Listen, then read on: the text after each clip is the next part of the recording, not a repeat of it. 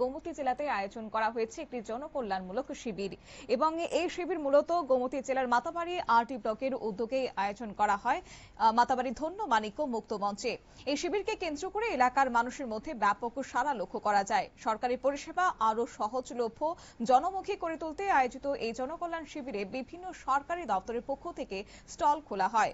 শিবিরে এসে সাধারণ মানুষ ইনকাম সার্টিফিকেট, ম্যারেজ সার্টিফিকেট, আধার কার্ড, আয়ুষ্মান ভারত কার্ড সহ বিভিন্ন গুরুত্বপূর্ণ সরকারি নথিপত্র ও পরিষেবা গ্রহণের সুযোগ পান।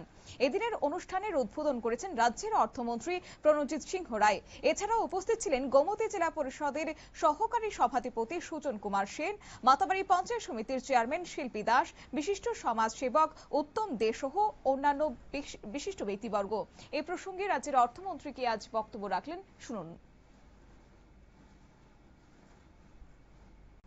আমরা এখানে সমবেত হয়েছি বা রাজ্য সরকার আমাদের রাজ্যে শুরু হয়েছে গত পরশুদিন রাজ্যের মাননীয় মুখ্যমন্ত্রী পৌরোহিত্যে এবং আসাম প্রদেশে প্রাক্তন মুখ্যমন্ত্রী তথা বর্তমান তিনি কেন্দ্রীয় সরকারের মাননীয় মন্ত্রী সোনোয়ালজির উপস্থিতিতে এই জনকল্যাণ শিবির শুরু হয়েছে। সারা রাজ্যব্যাপী শুরু হয়েছে বিভিন্ন ব্লকের মাধ্যমে এবং তার একটা উদ্দেশ্য যে প্রধানমন্ত্রী যে সমস্ত যোজনা করেছেন বা রাজ্য সরকার যে যোজনার সঙ্গে যুগ্মভাবে যে কাজ করছেন, এটা শুধুমাত্র একটা যোজনা তৈরি করে দেওয়া নয়।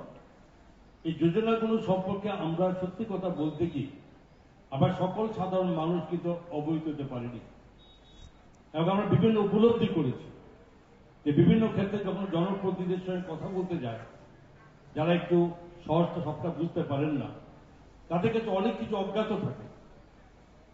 অজ্ঞাত থাকলে কিন্তু সেখানে যে উদ্দেশ্য নিয়ে সরকার করেছে সেটা কিন্তু সঠিক সফলতা আমরা পাবো না, মানুষ তার সঠিক সুযোগ করে নিতে পারবে না। আজকের এই শিবিরে আপনাদের কাছে একটাই কথা, যে শিবিরের মাধ্যমে আপনাদেরকে জানতে হবে, শিবিরের মাধ্যমে আপনাদেরকে বুঝতে হবে যে ভারত সরকার রাজ্য সরকারের দেওয়া যে সমস্ত সুযোগ বা জনকল্যাণের জন্য যেখানে জারি করা হয়েছে তার কোন কোন অংশের মানুষ এখনো জানতেই পারেনি, তাদেরকে জানতে হবে। প্রশ্ন করার অধিকার আপনাদের এবং সে প্রশ্নের উত্তর দিতে বসে আছে সমস্ত স্টলগুলোর মধ্যে বিভিন্ন লাইন ডিপার্টমেন্টের মানুষ, অফিসাররা। অর্থমন্ত্রীর বক্তব্য আপনারা শুনলেন, অর্থাৎ একই ছাদের নিচে সরকারি সমস্ত পরিষেবা পাওয়া এবং জনগণের বিশেষ করে যেন ভোগান্তি কম হয় সেক্ষেত্রে এই উদ্যোগ গ্রহণ করা হয়েছে বলে আয়োজকরা জানিয়েছেন। পাশাপাশি এই শিবিরের মাধ্যমে সাধারণ মানুষের একদিকে যেমন সময়, অন্যদিকে অর্থ দুটি সাশ্রয় হওয়ায় আগামী দিনেও এই রকম শিবির অব্যাহত থাকবে বলে আয়োজকরা জানিয়েছেন। নিয়ে নিচ্ছি ছোট্ট একটি বিজ্ঞাপন বিরতি, সঙ্গে থাকুন।